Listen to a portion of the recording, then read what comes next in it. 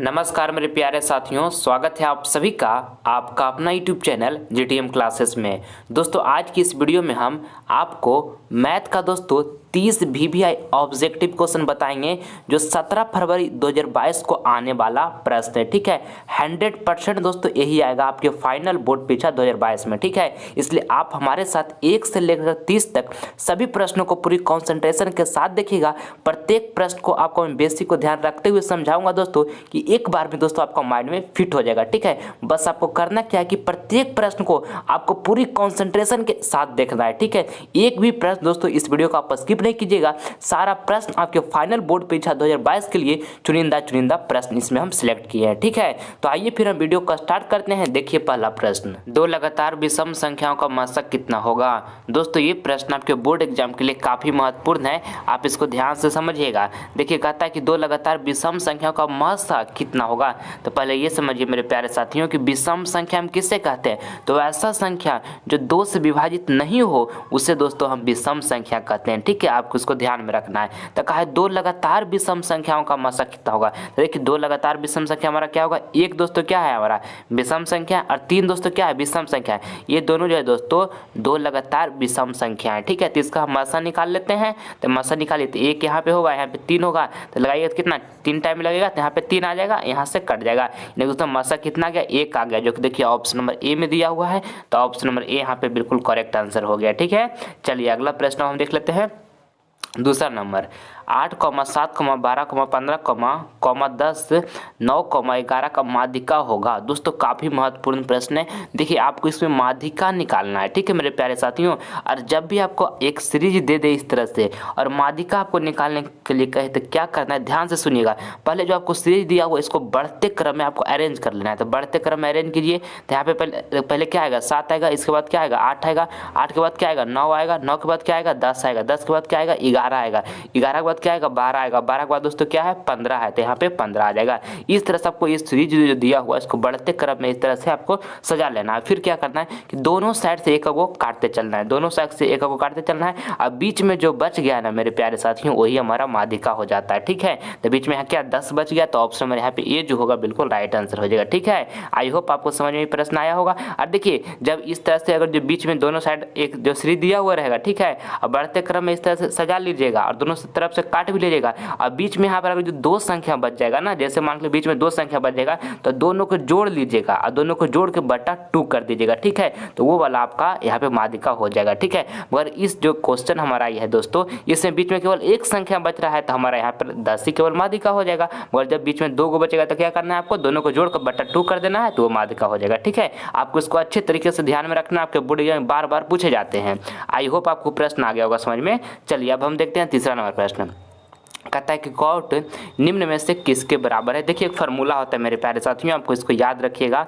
ये होता है कॉट थीटा बराबर, फार्मूला क्या होता है ना, कॉसेक कॉस थीटा बाई में होता है साइन थीटा। ये फार्मूला होता है, आपसे ये फार्मूला पूछा गया है। ठीक है, और बोर्ड एग्जाम में बार बार पूछे जाते हैं। आपको बताना कि कॉट थीटा निम्न से किसके बराबर है, तो कॉस थीटा बाई में साइन थीटा के बराबर है। ऑप्शन नंबर यहाँ पे बी जो होगा बिल्कुल करेक्ट आंसर हो जाएगा। एक फार्मूला और भी होता है, इसको भी आपको साथ में याद रखना है कि tan थीटा इजकल टू क्या होता है, tan theta equal to sine theta और बाई में क्या होता है कॉस थीटा होता है। ये भी साथ में याद रखिएगा कि tan थीटा इजकल टू में दोस्तों क्या होता है साइन थीटा बटे में कॉस थीटा होता है। ठीक है, चलिए अगला प्रश्न हम देखते हैं। बहुपद by square minus 6y plus 8 का घात है। दोस्तों काफी महत्वपूर्ण प्रश्न है आपके बोर्ड एग्जाम के लिए। देखिए पहले ये आप बताइए कि जो बहुपद है दोस्तों ये कौन बहुपद है, तो द्विघात बहुपद है। कैसे कि बाई की पावर यहाँ पे 2 है दोस्तों, तो ये द्विघात बहुपद है। तो इसमें आपको बताना है कि घात, तो घात क्या होगा, द्विघात बहुपद है दोस्तों। तो इसमें घात 2 होगा, तो ऑप्शन नंबर यहाँ पे देखिए ए जो होगा हमारा बिल्कुल करेक्ट आंसर हो जाएगा। ठीक है, और जब दोस्तों त्रिघात बहुपद होता है तो उसमें पावर कितना होता है 3 होता है। ठीक है, और जब रैखिक बहुपद होता है मेरे प्यारे साथियों तो उसमें घात कितना होता है 1 होता है। ये भी आपको साथ में याद रखना है। ठीक है, चलिए अगला प्रश्न हम देख लेते हैं। पांचवा नंबर प्रश्न हमारा है कि sec square 45 degree minus two equal to what. काफ़ी महत्वपूर्ण प्रश्न है, ध्यान से आप इसको समझिएगा। देखिए पहले ये बताइए कि सेक 45 डिग्री का मान कितना होता है, तो √2 होता है। इसका स्क्वायर चढ़ाया हुआ है ना, तो हम स्क्वायर इसी तरह से चढ़ा देंगे, -2 लिखा हो तो -2 लिख देंगे। अब देखिए यहाँ पर दोस्तों √2 का जब स्क्वायर यहाँ से कीजिएगा तो क्या हो जाएगा, अंडर स्क्वायर मतलब क्या होता है, यानी कि √2 गुने √2 2 बार लिखना है, तो यहाँ से गुना कीजिएगा तो कितना हो जाएगा, 2 दूनी 4, यानी कि दोस्तों यहाँ पे 4 का वर्गमूल जो होगा कितना 2 आ जाएगा। तो यहाँ पे 2 - 2 करेंगे ना, तो यहाँ पर क्या हो जाएगा 2 - 2 0 हो जाएगा। तो ऑप्शन नंबर यहाँ पे बी जो होगा बिल्कुल करेक्ट आंसर हो गया। आइए अगला प्रश्न हम देख लेते हैं।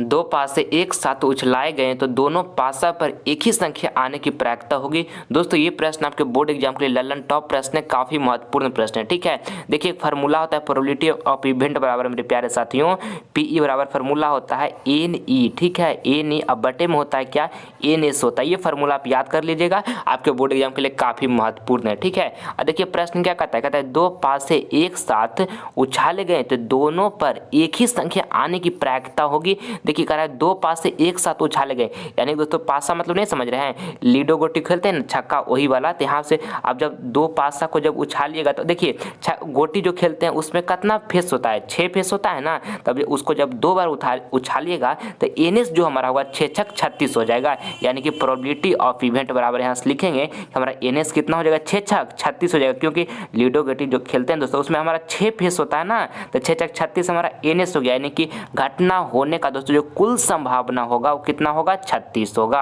ठीक है, अब देखिए NE हमारा क्या होगा, तो क्या कहता है कि दोनों पर एक ही संख्या आने की प्रायिकता होगी। तब देखिए जब दो पासे को दोस्तों एक साथ आप उछाल रहे हैं तो या तो उस पर क्या आ सकता है, एक एक आ सकता है दोनों पासा पर, या तो 2 2 आ सकता है, या तो दोस्तों 3 3 आ सकता है, या तो क्या 4 4 आ सकता है, या तो दोस्तों 5 5 आ सकता है, या तो 6 6 आ सकता है। यानी दोस्तों घटना होने की जो संभावना है कितना 6 को संभावना है घटना होने की। यानी दोस्तों यहाँ पर NE जो होगा हमारा क्या हो जाएगा 6 हो जाएगा।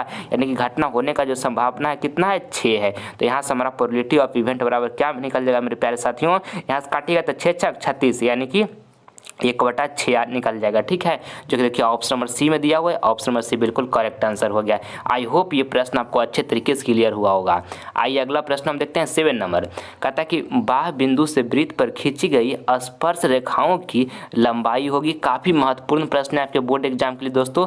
देखिए इस तरह से हम फिगर पहले बना लेते हैं, ये हमारा फिगर है ना। देखिए क्या कहता है कि बाह्य बिंदु से वृत्त पर खींची गई स्पर्श रेखाओं की लंबाई होगी। देखिए मान लीजिए यहाँ पर हमारा बाह्य बिंदु है, ठीक है, यहाँ से इस तरह से अच्छा तरह से हम स्पर्श रेखा खींच लेते हैं। ठीक है, यहाँ से भी इधर हम अच्छे तरीके से स्पर्श रेखा एकदम खींचिएगा, इस तरह से हम स्पर्श रेखा खींच लिए। ठीक है, तो दोस्तों क्या कहता है प्रश्न, बाह्य बिंदु से, यहाँ पे हम बिंदु माने थे कि यहाँ पे हमारा क्या है बिंदु है, वृत्त पर खींची गई स्पर्श रेखाओं की लंबाई होगी। तो ये दोनों जो लंबाई होती है दोस्तों आपस में समान होता है, यानी कि बराबर होता है। ऑप्शन नंबर बी यहाँ पे बिल्कुल करेक्ट आंसर हो जाएगा। ये कॉन्सेप्ट है दोस्तों, आपको ज्योमेट्री में पढ़ना है, तो यहाँ पे समान, ऑप्शन नंबर बी हमारा बिल्कुल राइट आंसर हो गया। ठीक है, आपको इसको अच्छे तरीके से ध्यान में रखना है।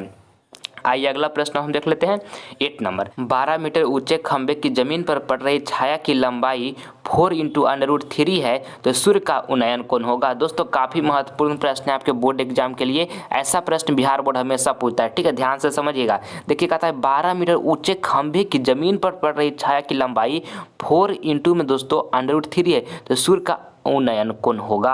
तो देखिए यहाँ पर पहले हम खंभा इस तरह से बना लेते हैं। ये हम मान लीजिए हमारा खंभा है 12 मीटर ऊंचे खंभा। ठीक है, इसको 12 मीटर यहाँ पे हम लिख देते हैं। और कह रहा है जमीन पर पड़ रही छाया की लंबाई, इस तरह से दोस्तों जमीन पर जो छाया की लंबाई, जो आपका छाया जो पड़ रहा है इसका लंबाई कितना है 4 × दोस्तों √3 है। तो इस तरह से हम 4 × √3 लिख दिए। और यहाँ से दोस्तों हम इसको इस तरह से अच्छा से ऐसे मिला देंगे। और आपसे क्या कहा है कि सूर्य का उन्नयन कौन होगा, तो उन्नयन कौन दोस्तों कहाँ बनेगा, यहाँ पे बनेगा। क्योंकि मेरे प्यारे साथियों इस बात को आपको ध्यान में रखना है, जब उन्नयन कौन कहता है ना, तो हम नीचे से ऊपर की ओर देखते हैं। ठीक है, इस बात को आपको ध्यान में रखना है। और जब अवनमन कौन कहता है तो हम ऊपर से नीचे की ओर देखते हैं। ठीक है, तो यहाँ पे उन्नयन कौन कहा है तो हम नीचे से क्या देखेंगे, ऊपर की ओर देखेंगे। ठीक है, कोई दिक्कत। अब यहाँ से आगे देखिए, आगे यहाँ से हम लिखेंगे tan थीटा बराबर हमारा फार्मूला क्या होता है, तो P/B होता है, तो P/B लिख दिए। ठीक है, यहाँ से लिखेंगे tan थीटा। अब P हमारा कितना है 12 है, तो यहाँ पे 12 लिख देंगे। और यहाँ पे बटन B कितना है, B यहाँ पर 4 × √3 है, तो 4 × √3 लिख देंगे। और देखिए P दोस्तों यहाँ पे 12 है, क्योंकि थीटा का जो सामने वाला होता है वो क्या होता है परपेंडिकुलर होता है। तो यहाँ पर परपेंडिकुलर हमारा 12 हो गया, तो बेस कितना हो जाएगा 4 × √3 हो जाएगा। जो बेस हम यहाँ पर 4 × √3 लिख दिए। ठीक है, कोई दिक्कत। अब यहाँ से काटेगा है तो 4 तिया के 12 3 टाइम में कट जाएगा। यहाँ से काटिएगा तो कितना टाइम कट जाएगा, √3 टाइम में कट जाएगा। ठीक है, अब यहाँ से आगे यहाँ लिखिएगा तो tan थीटा बराबर यहाँ पे लिख लीजिएगा √3, कोई दिक्कत। अब यहाँ से आगे लिखिएगा दोस्तों तो क्या हो जाएगा, tan थीटा बराबर देखिए √3 की जगह पर दोस्तों हम क्या tan 60 डिग्री लिख सकते हैं, क्योंकि tan 60 डिग्री मान कितना होता है, √3 होता है। तो यहाँ से दोस्तों हमारा थीटा बराबर कितना आ जाएगा, थीटा बराबर यहाँ से हमारा आ जाएगा 60 डिग्री, यानी कि थीटा बराबर हमको क्या निकल के आ गया, 60 डिग्री निकल कर आ गया, जो कि देखिए ऑप्शन नंबर ए में दिया हो, तो ऑप्शन नंबर ए यहाँ पे बिल्कुल करेक्ट आंसर हो गया। आई होप ये प्रश्न आपको अच्छे तरीके से समझ में आया होगा मेरे प्यारे साथियों। चलिए अब अगला प्रश्न हम देखते हैं 9 नंबर। और दोस्तों ये 30 ऑब्जेक्टिव प्रश्न जो आपको हम बता रहे हैं आपके फाइनल बोर्ड परीक्षा 2022 के लिए वेरी इंपॉर्टेंट प्रश्न है, इसलिए इस वीडियो का एक भी प्रश्न आप स्किप नहीं कीजिएगा। ये 30 में से दोस्तों 30 में से बहुत सारे प्रश्न जो होंगे वो 17 फरवरी का पेपर में दोस्तों जाकर हूबहू छपेगा, ये मेरा दोस्तों 100% गारंटी है, क्योंकि काफ़ी शानदार प्रश्न इस वीडियो के माध्यम से आपको हम बता रहे हैं। देखिए 9 नंबर प्रश्न हमारा कहता है अर्धगोले के संपूर्ण सतह का क्षेत्रफल होता है। दोस्तों काफ़ी महत्वपूर्ण प्रश्न है। देखिए पहले आपको हम बताते हैं कि अर्धगोला किस तरह से होता है। इस तरह से देखिए अर्धगोला आपको बना रहे हैं, इस तरह से दोस्तों हमारा यहाँ पे अर्धगोला बनता है। ठीक है, ये हमारा अर्धगोला है। ठीक, इसमें देखिए आपको बताना है कि अर्धगोले का संपूर्ण सतह का क्षेत्रफल होता है। देखिए अर्धगोला दोस्तों वक्र पृष्ठ का जो क्षेत्रफल होता है यहाँ से लेकर यहाँ तक दोस्तों वो क्या होता है, 2πr² होता है। ठीक है, और आपका संपूर्ण सतह का क्षेत्रफल बताना है ना अर्धगोले का, तो ये वाला जो है दोस्तों, ये वाला जो सर्किल टाइप का बन रहा है ये भी हमारा इसमें क्या हो जाएगा, ऐड हो जाएगा, जुड़ जाएगा। तो वृत्त का क्षेत्रफल क्या होता है, πr² होता है, तो इसको भी हम जोड़ देंगे तो क्या हो जाएगा, 3πr² हो जाएगा। यानी कि दोस्तों यहाँ पे 3πr² हो गया ना, यानी कि अर्धगोले के संपूर्ण सतह का क्षेत्रफल जो होगा 3πr² हो जाएगा। इसको आप कभी भी नहीं भूलिएगा, अगर इस तरह से आप समझ कर याद रखिएगा तब। ठीक है मेरे प्यारे साथियों, तो ऑप्शन नंबर बी बिल्कुल करेक्ट आंसर हो गया। आइए अगला प्रश्न हम देख लेते हैं 10 नंबर। कहता है वृत्त की त्रिज्या 35 मीटर हो तो वृत्त का परिमाप होगा। दोस्तों काफ़ी महत्वपूर्ण प्रश्न है। देखिए वृत्त का त्रिज्या 35 मीटर दे दिया गया है और वृत्त का दोस्तों आपको परिमाप ज्ञात करने के लिए कहा है। तो वृत्त का हमारा परिमाप क्या होता है, 2πr होता है, यानी कि परिधि दोस्तों, परिमाप का है या परिमिति का है या परिधि का है, बात बराबर है। त्रिज्या यहाँ पर हमारा कितना दिया हुआ है, 35 मीटर दिया होता है, यहाँ पे 2 लिख लेंगे। पाई का यहाँ पर मान कितना हो जाएगा, 22/7, 22/7 लिख लिया। त्रिज्या कितना है, 35 है, तो यहाँ पे 35 लिख लिया। ठीक है, कोई दिक्कत। अब यहाँ से काटिएगा तो यहाँ से काटिएगा तो कितना टाइम में कट जाएगा, 7×5 = 35, 5 टाइम में कट जाएगा। और यहाँ से गुना कीजिएगा तो कितना हो जाएगा, 5 दूनी के 10 और 10 गुने 22 कीजिएगा तो कितना हो जाएगा, 220 मीटर हो जाएगा। ठीक है, 220 मीटर दोस्तों हमारा यहाँ पे बिल्कुल करेक्ट आंसर हो जाएगा, जो कि देखिए ऑप्शन नंबर यहाँ पे डी में दिया हुआ है। तो ऑप्शन नंबर डी यहाँ पे बिल्कुल हमारा राइट आंसर हो गया। ठीक है, आई होप ये प्रश्न क्लियर हो गया होगा। आइए अगला प्रश्न हम देख लेते हैं 11 नंबर। निम्न में कौन सा परिमेय है, आपको बताना है दोस्तों निम्न में कौन सा जो संख्या है वो परिमेय संख्या है। देखिए जिसको हम p/q के रूप में लिख सकते हैं मेरे प्यारे साथियों, उससे हम परिमेय संख्या कहते हैं। ठीक है, और जिसको हम p/q के रूप में नहीं लिख सकते हैं उससे हम अपरिमेय संख्या कहते हैं। इस बात को आपको हमेशा ध्यान में रखना है। तो देखिए पाई जो है ये एक अपरिमेय संख्या है, इस बात को हमेशा आपको ध्यान में रखना है। पाई जो है क्या है, एक अपरिमेय संख्या है। और √7 जो है दोस्तों ये भी हमारा अपरिमेय संख्या है, क्योंकि इसको हम p/q के रूप में नहीं लिख सकते हैं। देखिए यहाँ ऑप्शन डी में जो लिखा हुआ है 3 में √3 या बाई में √2, ये भी दोस्तों एक अपरिमेय संख्या है, क्योंकि इसको भी हम p/q के रूप में नहीं लिख सकते हैं। ठीक है, मगर देखिए यहाँ जो ऑप्शन नंबर सी में लिखा हुआ है इस तरह से लिखा हुआ है। देखिए यहाँ पे 16 लिखा हुआ है, बट्टा में यहाँ पर 25 लिखा हुआ है, इस पर दोस्तों √ इस तरह चढ़ाया हुआ है। ठीक है ना, तो यहाँ पर देखिए 16 का वर्गमूल कितना होता है, 4 हो जाएगा, और यहाँ 25 का वर्गमूल कितना हो जाएगा, 5 हो जाएगा, यानी कि 4/5 को दोस्तों हम p/q के रूप में लिख सकते हैं। तो यहाँ पर जो ऑप्शन नंबर सी जो में लिखा हुआ है √16/25, ये हमारा परिमेय संख्या है। तो ऑप्शन नंबर सी जो होगा हमारा बिल्कुल राइट आंसर हो जाएगा। ठीक है, आई होप आपको प्रश्न अच्छे तरीके से समझ गए होंगे ये वाला। चलिए अगला प्रश्न हम देख लेते हैं 12 नंबर। कहता है समांतर श्रेणी, यहाँ पे समांतर श्रेणी दोस्तों दिया हुआ है इतना, और कहा है कि का सार्व अंतर होगा, यानी दोस्तों सार्व अंतर निकालना है, कॉमन डिफरेंस आपको निकालना है। ठीक है, तो देखिए कॉमन डिफरेंस को दोस्तों हम डी से डिनोट करते हैं। तो डी बराबर एक फार्मूला हमारा होता है, क्या फार्मूला होता है, T2 - T1 होता है, यानी कि दूसरा पद माइनस पहला पद। तो दूसरा पद हमारा कितना है, यहाँ पे 5/4 है, तो यहाँ पे दूसरा पद हम लिख लेंगे 5/4, और पहला पद कितना है 3/4, तो यहाँ पे 3/4 लिख लेंगे। अब यहाँ से डी निकाल लेंगे, काफ़ी आसान है। एलसीएम लीजिएगा, यहाँ पर कितना होगा, यहाँ पर 4 हो जाएगा, यहाँ पर कितना होगा 2 होगा, यहाँ से काटिएगा तो कितना टाइम में कट जाएगा, 2 टाइम में कट जाएगा। यानी दोस्तों डी बराबर हमारा यहाँ से कितना आ जाएगा, डी बराबर दोस्तों हमारे यहाँ से आ जाएगा 2×4, तो यहाँ पर डी बराबर दोस्तों हमारा क्या आ गया 1/2, जो कि देखिए ऑप्शन नंबर यहाँ पे सी में दिया हुआ है, तो ऑप्शन नंबर सी दोस्तों यहाँ पे हमारा बिल्कुल राइट आंसर हो गया। ठीक है, चलिए अगला प्रश्न हम देख लेते हैं 13 नंबर। 13 नंबर प्रश्न हमारा है कि किसी घटना ई के लिए probability of event plus probability of dash equal to what. दोस्तों काफ़ी महत्वपूर्ण प्रश्न है, आपको ये प्रश्न बताना है कि किसी घटना ई के लिए दोस्तों प्रोबेबिलिटी ऑफ इवेंट यानी घटना होने का और प्रोबेबिलिटी ऑफ इवेंट डैश यानी कि घटना नहीं होने का जो सम होता है दोस्तों, योग होता है, वो कितना होता है 1 होता है। ठीक है, आपको इसको याद रखना है। ऑप्शन नंबर यहाँ पे बी जो होगा हमारा बिल्कुल करेक्ट आंसर हो जाएगा। ठीक है, यानी कि दोस्तों घटना होने का और घटना नहीं होने का जो योग होता है, सम होता है दोस्तों, वो 1 होता है। ठीक है, आपको इसको याद रखना है। तो ऑप्शन नंबर बी बिल्कुल करेक्ट आंसर हो गया। आइए अगला प्रश्न हम देख लेते हैं 14 नंबर। और मेरे प्यारे साथियों, अगर जो अभी तक हमारे चैनल को आप सब्सक्राइब नहीं किए हैं तो इस चैनल को आप सब्सक्राइब कर लें, क्योंकि मैं आपके लिए दोस्तों एक एक वीडियो काफ़ी मेहनत से बाद बनाता हूं, इसलिए अभी तक हमारे चैनल को सब्सक्राइब नहीं किए तो प्लीज़ इस चैनल को आप सब्सक्राइब कर लें, इससे मुझे नेक्स्ट वीडियो बनाने के लिए मोटिवेशन मिलता है। ठीक है, और दोस्तों ज़्यादा से ज़्यादा इस वीडियो को अपने दोस्तों के पास भी शेयर करें, ताकि इस वीडियो के माध्यम से आपका दोस्त का भी कुछ नॉलेज ग्रहण हो सके, उनका जो मैथ का प्रॉब्लम है वो सोल्व हो सके। ठीक है मेरे प्यारे साथियों, चलिए अब 14 नंबर प्रश्न आप सभी विद्यार्थी अच्छे तरीके से समझिएगा। दो समरूप त्रिभुजों के क्षेत्रफलों का अनुपात 16:81 है, तो भुजाओं का अनुपात होगा। दोस्तों ये प्रश्न जो है आपके बोर्ड एग्जाम के लिए वेरी इंपॉर्टेंट प्रश्न है, क्योंकि प्रत्येक साल ऐसा प्रश्न आपके बोर्ड एग्जाम में पूछा जाता है। ठीक है, और 2022 बोर्ड एग्जाम के भी दोस्तों पेपर में ऐसा प्रश्न 100% छपेगा ही छपेगा, ये मेरा गारंटी है। ठीक है, इसलिए इस प्रश्न को आप पूरे ध्यान से अच्छे तरीके से समझिएगा।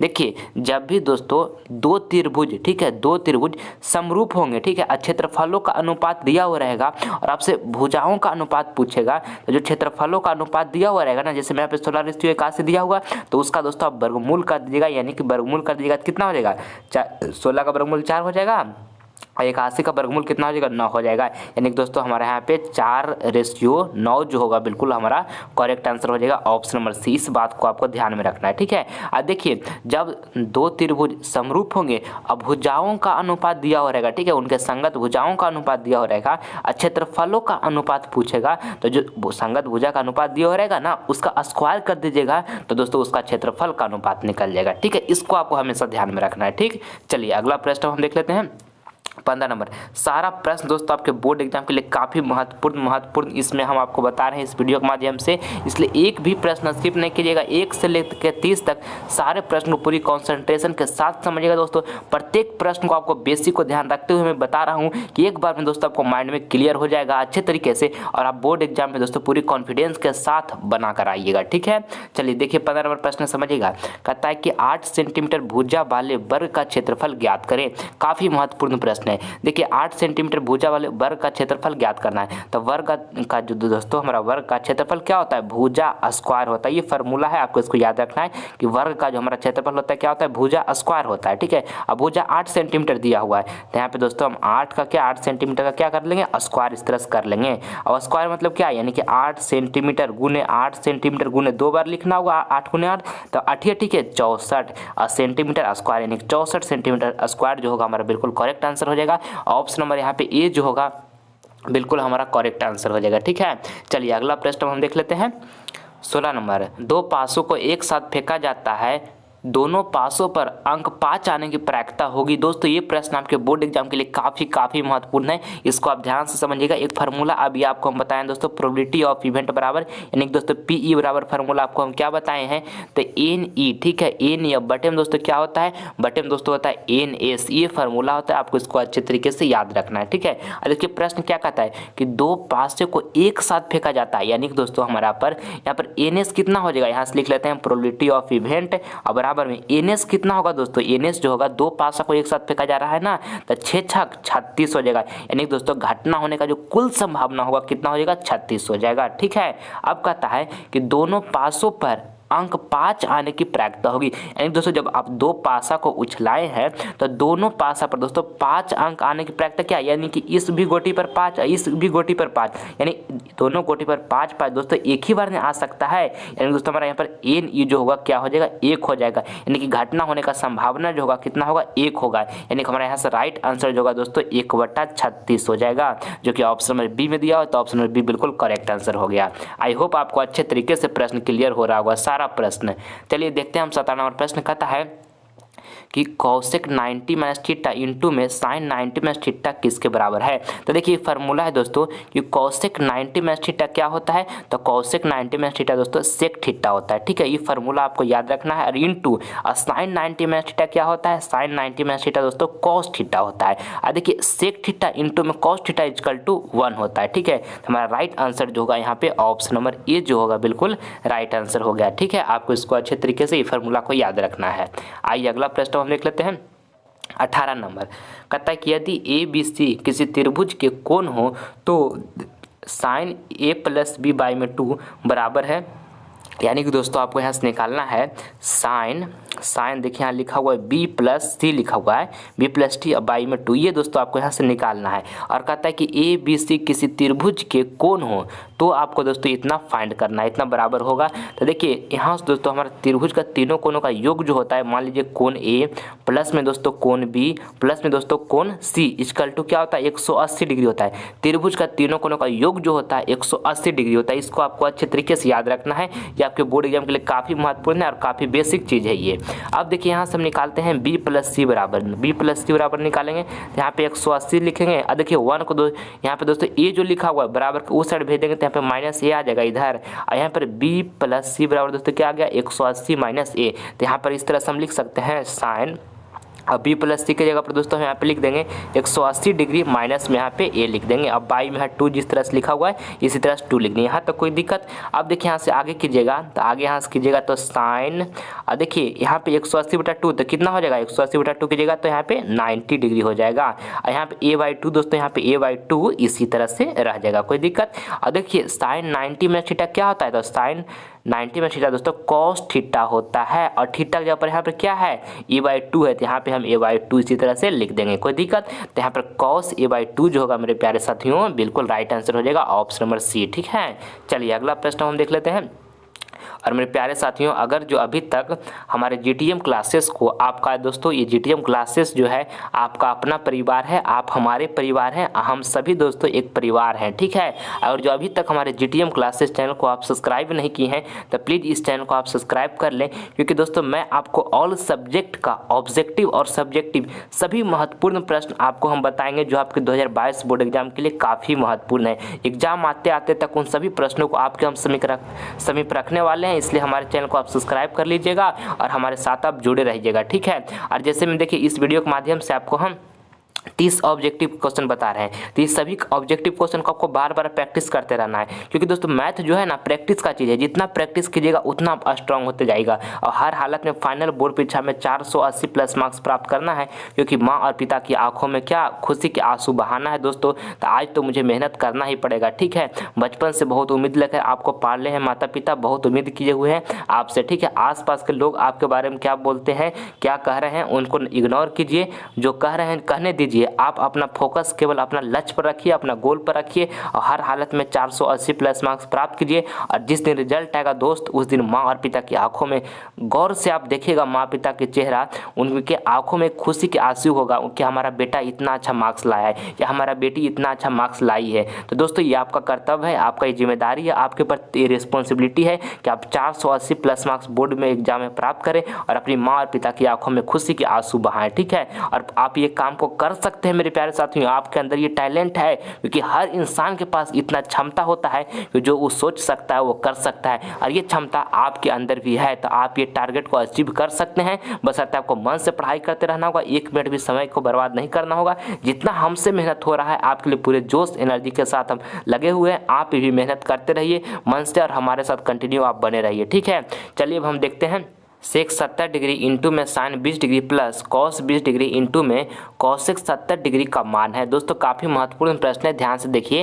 कहता है यहाँ पर पहले इसको हम इसी तरह से लिख देते हैं। ठीक है, लिखा हुआ है यहाँ पे सेक 70 डिग्री, तो सेक 70 डिग्री लिख दिए, कोई दिक्कत। अब यहाँ से लिखा हुआ है साइन 20 डिग्री, तो साइन 20 डिग्री दोस्तों हम यहाँ से चेंज कर लेते हैं। यहाँ पे हम इसको लिख लेंगे साइन 90 डिग्री माइनस दोस्तों यहाँ पे 70 लिख देंगे। क्या हम इस तरह से लिख सकते हैं, कोई दिक्कत, क्योंकि दोस्तों 90 माइनस 70 करेंगे तो 20 डिग्री आ जाएगा ना। यहाँ पे प्लस लिख लेंगे। और देखिए कॉस 20 डिग्री डिग्री को भी हम चेंज कर लेते हैं। cos 20 डिग्री की जगह पर हम यहाँ पे लिख लेंगे cos 90 डिग्री माइनस दोस्तों यहाँ पे हम लिख लेंगे कितना, माइनस लिख लेंगे 70, क्योंकि 90 माइनस 20 करेंगे तो यहाँ पे 90 माइनस दोस्तों 70 डिग्री करेंगे तो यहाँ पे 20 डिग्री आ जाएगा, कोई दिक्कत। और यहाँ पर इंटू में जो लिखा हुआ है कॉसेक 70 डिग्री, कॉसेक 70 डिग्री इसी तरह से लिख दिए, ठीक है। अब आगे यहाँ से देखिए, यहाँ पे सेक 70 डिग्री इसी तरह से लिख दिए। और देखिए साइन 90 में थीटा क्या होता है, कॉस थीटा होता है। थीटा के ऊपर कितना है 70 डिग्री, तो यहाँ पे हम 70 डिग्री लिख दिए, कोई दिक्कत। यहाँ पे प्लस लिख देंगे, यहाँ पे प्लस लिख दिए। अब यहाँ पे देखिए यहाँ पर कितना है cos 90 माइनस थीटा, तो cos 90 माइनस थीटा दोस्तों क्या होता है, साइन थीटा होता है ना। तो यहाँ पे हम cos 90 माइनस थीटा की जगह पर क्या लिखेंगे, साइन थीटा। थीटा के ऊपर कितना है 70 डिग्री है, तो यहाँ पे हम 70 डिग्री लिख देंगे, ठीक है। और इंटू में क्या है यहाँ पे कॉसेक दोस्तों, कॉसेक 70 डिग्री है, ठीक है। तो कॉसेक 70 डिग्री लिख दिए। अब देखिए सेक थीटा इंटू में दोस्तों, सेक थीटा इंटू में कॉस थीटा इक्वल टू क्या होता है 1 होता है। और यहाँ पे देखिए 70 डिग्री लिखा होता है, कोई दिक्कत नहीं, थीटा की जगह पर 70 डिग्री लिखा हुआ है। और यहाँ पे देखिए साइन थीटा इंटू में दोस्तों कॉसेक थीटा इक्वल टू क्या होता है 1 होता है। और थीटा के ऊपर क्या 70 डिग्री है, तो इसमें भी कोई दिक्कत नहीं, यानी कि दोस्तों 1 + 1 क्या हो जाएगा 2 हो जाएगा। तो हमारा इसका राइट आंसर जो होगा ऑप्शन नंबर डी होगा, ठीक है। आई होप ये प्रश्न आपको क्लियर हो गया होगा। चलिए अगला प्रश्न हम देख लेते हैं। अगला प्रश्न हमारा यहाँ पे 20 नंबर है, कहता है कि बाई इंटू में दोस्तों 1/y लिखा हुआ है, प्लस में 3 का मान ज्ञात करें। देखिए इस तरह से लिखा हुआ है, आपको हम एक बार लिखकर बता देते हैं। बाई यहाँ पे लिखा हुआ है, ठीक है। और इंटू में दोस्तों 1/y लिखा हुआ है, और यहाँ पे प्लस लिखा हुआ है, प्लस यहाँ पे 3 लिखा हुआ है, ठीक है। तो देखिए यहाँ से जब गुना कीजिएगा तो यहाँ पर क्या हो जाएगा y बटा में दोस्तों y हो जाएगा, और y बटा में y हो जाएगा, प्लस में यहाँ पर क्या हो जाएगा 3y हो जाएगा। और यहाँ से y से y कैंसिल हो जाएगा, तो यहाँ पर क्या 1 बचेगा, 1 प्लस में यहाँ पे 3y बचेगा, जो कि हमारा राइट आंसर देखिए ऑप्शन नंबर यहाँ पे बी में दिया हो, तो ऑप्शन नंबर बी बिल्कुल करेक्ट आंसर हो गया। आइए अगला प्रश्न हम देख लेते हैं। 21 नंबर, पाई एक संख्या है। दोस्तों ये प्रश्न काफ़ी महत्वपूर्ण है, और बहुत सारे विद्यार्थी इसमें दोस्तों कंफ्यूज कर जाते हैं एग्जाम में। आपको इसको अच्छे तरीके से याद रखना है हमेशा कि पाई जो है दोस्तों एक अपरिमेय संख्या है, ठीक है। पाई क्या है, एक अपरिमेय संख्या है। ऑप्शन नंबर यहाँ पे बी जो होगा हमारा बिल्कुल करेक्ट आंसर हो जाएगा, ठीक। चलिए अगला प्रश्न हम देख लेते हैं। 22 नंबर प्रश्न हमारा है कि यदि 4 sin square theta equal to 3 हो तो थीटा का मान निकालें। देखिए आपको थीटा का मान यहाँ पर निकालना है दोस्तों, तो किस तरह से निकालेंगे, यहाँ पे हम लिख लेते हैं साइन स्क्वायर थीटा। देखिए 4 जो गुना लिखा हुआ है ना, बराबर के उस साइड इसको भेज देते हैं, तो यहाँ पर 3/4 हो जाएगा, ठीक, कोई दिक्कत। और यहाँ से हम स्क्वायर को दोस्तों, स्क्वायर को बराबर के उस साइड भेज देंगे, स्क्वायर को बराबर के उस साइड, तो यहाँ पर 3 और बटा यहाँ पर 4 है, तो स्क्वायर को बराबर के उस साइड भेजेंगे तो यहाँ पर क्या अंडर चढ़ जाएगा, यहाँ तक कोई दिक्कत। अब यहाँ से आगे लिखेंगे तो साइन थीटा बराबर लिखिएगा, तो यहाँ पे √3 इसी तरह से रह जाएगा। यहाँ पर दोस्तों यहाँ पर 4 का अंडर रूट यानी कि 4 का वर्गमूल कितना हो जाएगा 2 हो जाएगा, तो 4 का वर्गमूल यहाँ पे 2 लिख दिए, कोई दिक्कत। अब देखिए यहाँ से आगे करते हैं, तो यहाँ पे आगे लिखेंगे साइन थीटा बराबर दोस्तों, साइन थीटा बराबर √3/2 लिखेंगे। अब देखिए यहाँ से हम आगे करते हैं, तो यहाँ पे साइन थीटा इसी तरह से रहने देंगे साइन थीटा, और √3/2 के जगह पर दोस्तों क्या हम साइन 60 डिग्री लिख सकते हैं, क्योंकि साइन 60 डिग्री का जो हमारा मान होता है √3/2 होता है। और यहाँ से थीटा बराबर दोस्तों क्या हो जाएगा 60 डिग्री हो जाएगा। और आपसे प्रश्न में क्या पूछा गया था कि थीटा का मान निकालिए, तो थीटा का मान हम कितना आ गया 60 डिग्री आ गया, जो कि देखिए ऑप्शन में डी में दिया, तो ऑप्शन में डी मेरे प्यारे साथियों बिल्कुल करेक्ट आंसर हो गया। चलिए नेक्स्ट प्रश्न हम देख लेते हैं। 23 नंबर, किसी बेलन का व्यास 28 सेंटीमीटर है एवं इसकी ऊंचाई 20 सेंटीमीटर है, तो इसका संपूर्ण पृष्ठ का क्षेत्रफल होगा। दोस्तों ये प्रश्न काफ़ी महत्वपूर्ण है आपके बोर्ड एग्जाम के लिए, आप इसको ध्यान से समझिएगा, ठीक है। देखिए कहता है कि किसी बेलन का व्यास दोस्तों 28 सेंटीमीटर है एवं इसकी ऊंचाई 20 सेंटीमीटर है, तो इसका संपूर्ण पृष्ठ का क्षेत्रफल होगा। यानी कि दोस्तों आपको बेलन का यहाँ से संपूर्ण पृष्ठ का क्षेत्रफल निकालना है। व्यास आपको यहाँ पर 28 सेंटीमीटर दिया हुआ है, और इसका ऊंचाई दोस्तों 20 सेंटीमीटर दिया हुआ, ठीक है। तो देखिए बेलन का दोस्तों संपूर्ण पृष्ठ का जो क्षेत्रफल का फॉर्मूला होता है वो क्या होता है, तो 2πr दोस्तों इंटू यहाँ पर क्या होता है h+r होता है, ये फॉर्मूला होता है बेलन के संपूर्ण पृष्ठ का क्षेत्रफल बराबर, ठीक है। ये इसको आपको याद रखना है, 2πr इंटू दोस्तों क्या होता है h+r होता है, ठीक है। अब देखिए यहाँ से आगे 2 यहाँ पर लिख लेंगे, अब पाई का मान यहाँ पर कितना हो जाएगा 22/7, 22/7 लिख देंगे। और देखिए मेरे प्यारे साथियों यहाँ पे आपको व्यास यानी कि दोस्तों डायमीटर जो है क्या दिया हुआ है 28 सेंटीमीटर दिया हुआ है। तो व्यास दोस्तों जब यहाँ पर 28 सेंटीमीटर है तो व्यास का आधा त्रिज्या होता है, तो त्रिज्या हमारा कितना हो जाएगा 14 सेंटीमीटर हो जाएगा ना, यानी कि दोस्तों यहाँ पर रेडियस जो होगा हमारा कितना हो जाएगा 14 हो जाएगा, तो यहाँ पर 14 लिख दिए। और यहाँ पर इंटू में एच कितना है, एच हमारा दोस्तों 20 सेंटीमीटर, तो यहाँ पर 20 लिख दिए, और प्लस आर अभी कितना निकाल कर हम लाए 14, तो यहाँ पर प्लस में आर 14 लिख देंगे, कोई दिक्कत यहाँ तक। अब आगे कीजिए यहाँ से, तो 2 लिख देंगे और यहाँ पर कितना लिख देंगे 22/7 लिख देंगे, ठीक है। और यहाँ पर 14 लिख देंगे और इंटू दोस्तों यहाँ पे जोड़ लीजिएगा 20 + 34, 20 + 214, तो यहाँ पर कितना 34 हो जाएगा। यहाँ से काटिए तो 7 दूनी के 14, 2 टाइम में कट जाएगा। तो देखिए यहाँ से गुना कीजिएगा आप, तो गुना कीजिएगा तो कितना हो जाएगा 22 दूनी के 44, 44 दूनी 88 और 88 गुने दोस्तों 34 कीजिएगा तो आपका कितना आ जाएगा 2000 दोस्तों 2992 सेंटीमीटर स्क्वायर आ जाएगा, ठीक है। 2992 सेंटीमीटर दोस्तों स्क्वायर आ जाएगा, जो कि देखिए ऑप्शन नंबर यहाँ पे किस में दिया हुआ है, बी में दिया हुआ, तो ऑप्शन नंबर बी हमारा बिल्कुल करेक्ट आंसर हो गया। चलिए अगला प्रश्न हम देखते हैं। ये प्रश्न आपको अच्छी तरीके से समझ में आ गया होगा मेरे प्यारे साथियों।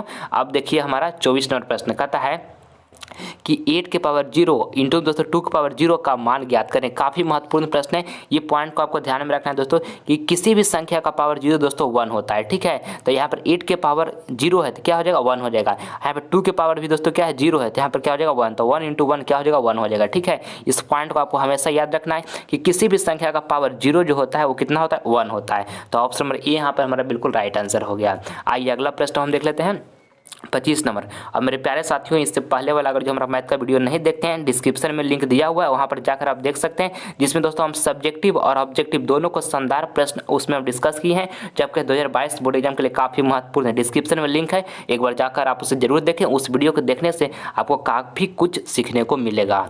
देखिए 25 नंबर प्रश्न हमारा कहता है कि 1.34 को परिमेय संख्या के रूप में लिखें। काफ़ी महत्वपूर्ण प्रश्न है ये भी, देखिए पूरा बेसिक्स आपको समझाएंगे, समझिएगा, ठीक है। 1.34 लिखा हुआ है, यहाँ दशमलव को हटाइएगा तो कितना नीचे में 2 शून्य आएगा, ठीक है। दशमलव के बाद दोस्तों जितना यहाँ पे अंक रहेगा ना उतना शून्य आएगा, तो यहाँ पे 2 अंक है तो यहाँ पे नीचे में 2 शून्य आया, ठीक है। अब यहाँ से काटिएगा तो यहाँ से काटिएगा दोस्तों तो कितना टाइम में कट जाएगा, यहाँ पे से 67 टाइम में कट जाएगा, यहाँ पे बटन दोस्तों कितना 50 टाइम में कट जाएगा, ठीक है। यानी 2 टाइम में काटेंगे तो यहाँ से हमारा 67/50 को दोस्तों हमारा क्या कहा है कि परिमेय संख्या के रूप में लिखें, तो 67/50 जो है दोस्तों हमारा परिमेय संख्या में ही है, ठीक है। क्योंकि 67/50 को हम P/Q के रूप में लिख सकते हैं, तो हमारा P/Q के रूप में दोस्तों 67/50 को लिख सकते हैं, तो 67/50 जो हमारा परिमेय संख्या है, तो ऑप्शन नंबर यहाँ पे डी जो होगा हमारा बिल्कुल राइट आंसर हो जाएगा, ठीक है। आइए होप ये प्रश्न आपको समझ में आ गया होगा। चलिए अगला प्रश्न हम देख लेते हैं 26 नंबर। कहता है समीकरण 2x + 3y = 5 में x = 1 हो तो y का मान क्या होगा। ये भी प्रश्न काफ़ी महत्वपूर्ण है। देखिए यहाँ पर आपका समीकरण दिया हुआ और आपका x का मान दे दिया गया और y का मान निकालना है। तो समीकरण क्या है, तो 2x प्लस में दोस्तों यहाँ पे 3y है, = में यहाँ पर क्या है 5 है, ठीक है। तो देखिए x बराबर हमारा कितना है 1 है, तो यहाँ पर 2 लिख देंगे, इंटू में यहाँ पर 1 लिख देंगे और प्लस दोस्तों यहाँ पे 3 लिख देंगे, 3y क्योंकि हमको y तो निकालना ही है ना, तो यहाँ पे 5 लिख देंगे। यहाँ पर 2 × 1 की जगह तो यहाँ पर कितना हो जाएगा 2 हो जाएगा, प्लस दोस्तों यहाँ पे 3y हो जाएगा ना, और बराबर में यहाँ पर कितना हो जाएगा 5 हो जाएगा।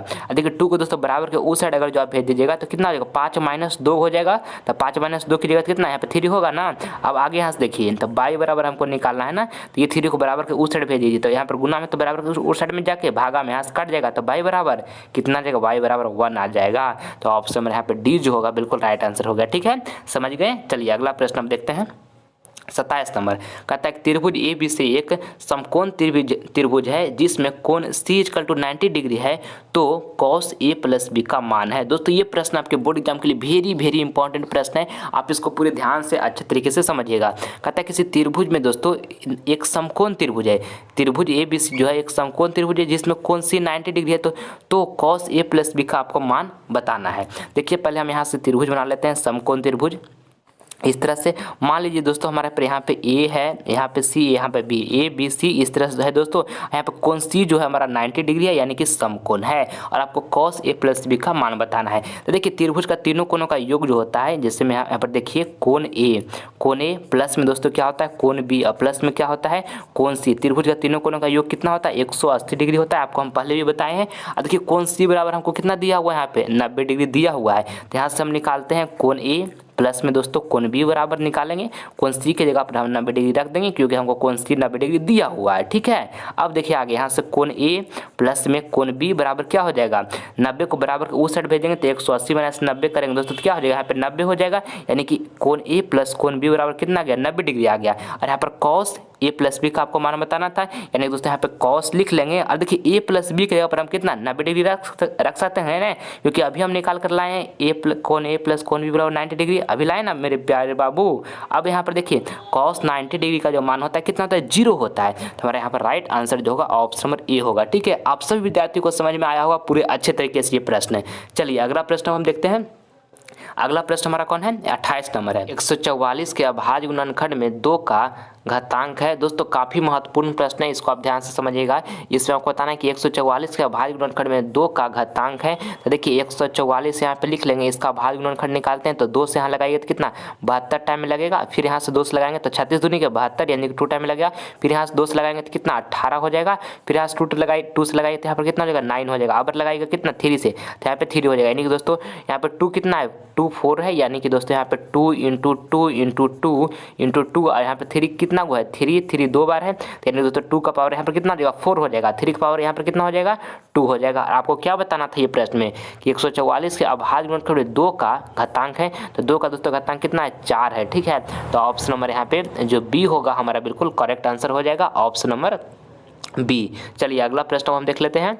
29 नंबर, 2 संख्याओं a और 18 का लसा 36 है तथा मसा 2 है तो a का मान है। दोस्तों ये प्रश्न काफ़ी महत्वपूर्ण है, ऐसा प्रश्न आपके बोर्ड में प्रत्येक बार पूछा जाता है। देखिए एक फार्मूला होता है, ठीक है, इसको आपको याद रखना है। पहली संख्या गुणे में दोस्तों दूसरी संख्या इजकल टू में क्या होता है लसा, इजकल टू में होता है लसा, इजकल टू में लसा, गुणे में दोस्तों क्या होता है मसा होता है। ठीक है, इस फार्मूला का आपको अच्छे तरीके से याद रखना है। पहली संख्या गुणे में दूसरी संख्या इजकल टू में लसा गुणे मसा होता है। तो देखिए कहते 2 संख्याओं दिया है, यहाँ पर a दिया हुआ 18, तो मान लेते हैं कि हमारा जो पहली संख्या वो हमारा a है। ठीक है, तो यहाँ पर a लिख दिए और दूसरी संख्या जो है यहाँ पर कितना दिया हुआ 18, तो यहाँ पर दूसरी संख्या मान लिए कि 18 है। ठीक है, यहाँ पे बराबर लिख लेंगे। देखिए लासा हमारा कितना दिया हुआ 36 दिया हुआ था, यहाँ पे लासा दोस्तों हम यहाँ पर कितना लिख लेंगे 36 लिख लेंगे। अब मासा यहाँ पर कितना दिया हुआ, मासा यहाँ पर 2 दिया हुआ था, यहाँ पर 2 लिख लेंगे। ठीक है, कोई दिक्कत, यहाँ से a बराबर हम यहाँ से लिख लेंगे, हमको a का मान निकालना है ना, तो a का मान यहाँ से निकालेंगे। यहाँ पे 36 इंटू में यहाँ पर 2 लिख लेंगे। देखिए 18 गुना था तो बराबर उस साइड इसको भेज देते हैं तो भागा में आ जाएगा, और यहाँ से काटिएगा तो 18 दूनी के 36 और 2 दूनी के 4, यानी दोस्तों a बराबर हमारे यहाँ से कितना आ गया 4 आ गया। आपको a का मान बताना था, ये बराबर 4 आ गया, यानी कि ऑप्शन नंबर सी जो होगा हमारा बिल्कुल राइट आंसर हो गया। चलिए अगला प्रश्न हम देख लेते हैं। 30 नंबर, यदि समांतर श्रेणी का प्रथम पद a और सार्व अंतर d हो तो इसके n पदों का योगफल होगा। दोस्तों ये फार्मूला आपसे पूछा जा रहा है कि यदि समांतर श्रेणी का प्रथम पद a और सार्व अंतर d हो तो इसके n पदों का दोस्तों योगफल होगा। तो n/2 इंटू दोस्तों 2a प्लस में n-1 इंटू डी होता है। ये फार्मूला होता है, आपको इसको अच्छे तरीके से याद कर लेना है। ठीक है, आपके बोर्ड एग्जाम के लिए महत्वपूर्ण है। आइए अगला प्रश्न देखिए दोस्तों, आपका HW का प्रश्न है। ये प्रश्न आप सभी विद्यार्थियों को हम होमवर्क में दे रहे हैं, इसका जवाब सभी विद्यार्थी कमेंट बॉक्स में दीजिएगा, जो आंसर आपको बिल्कुल सही लगेगा। देखिए आपको बताना है कि यदि a और b अभाज्य संख्याएँ हैं तो a और b का लसा है। ऑप्शन ए में लिखा हुआ a, b में लिखा हुआ b, c में लिखा हुआ ab और d में लिखा हुआ सी में लिखा दोस्तों a/b और डी में लिखा हुआ ab। ठीक है, तो इस चारों ऑप्शन में से जो ऑप्शन आपको सही लगेगा कमेंट बॉक्स में हमारे जवाब दीजिएगा। आप सभी विद्यार्थी का कमेंट का दोस्तों इंतजार करेंगे। दोस्तों इस वीडियो के माध्यम से अगर जो आपको कुछ सीखने को मिला है तो प्लीज़ इस वीडियो को एक आप दिल से लाइक कर दें। ठीक है, और ज़्यादा से ज़्यादा इस वीडियो को अपने फ्रेंड के पास शेयर करें, ताकि इस वीडियो के माध्यम से जो हर स्टूडेंट का दोस्तों मैथ का प्रॉब्लम हो रहा है अभी का समय में, वो प्रॉब्लम का दोस्तों सोल्व हो सके। इसलिए ज़्यादा से ज़्यादा इस वीडियो को अपने फ्रेंड के पास शेयर करें। ठीक है, और दोस्तों अगर जो अभी तक हमारे चैनल को आप सब्सक्राइब नहीं किए हैं GTM क्लासेस को, तो आप जल्द सब्सक्राइब कर लें। इससे आपको फ़ायदा क्या होगा कि जब हम लाइव क्लास लेकर आएंगे तो इसका नोटिफिकेशन जो होगा सबसे पहले आपको प्राप्त होगा। ठीक है, और हर हाल में दोस्तों फाइनल बोर्ड परीक्षा में 480+ मार्क्स प्राप्त करके माँ और पिता की आंखों में खुशी के आंसू बहाना है। इस बात को आपको हमेशा याद रखना है और मन से पढ़ाई करना है बाबू, 1 मिनट भी समय को बर्बाद नहीं करना है। इस बात को हमेशा आपको ध्यान में रखना है कि जो एक बार समय ज़िंदगी से चला जाता है ना, वो लौट कर कभी भी लाइफ में नहीं आता है। ठीक है, इसलिए मन से पढ़ाई कीजिएगा, माता पिता का रिस्पेक्ट कीजिएगा और हमेशा खुश रहिएगा। ठीक है, जय हिंद, जय भारत। मिलते हैं आपसे हम अगली वीडियो में।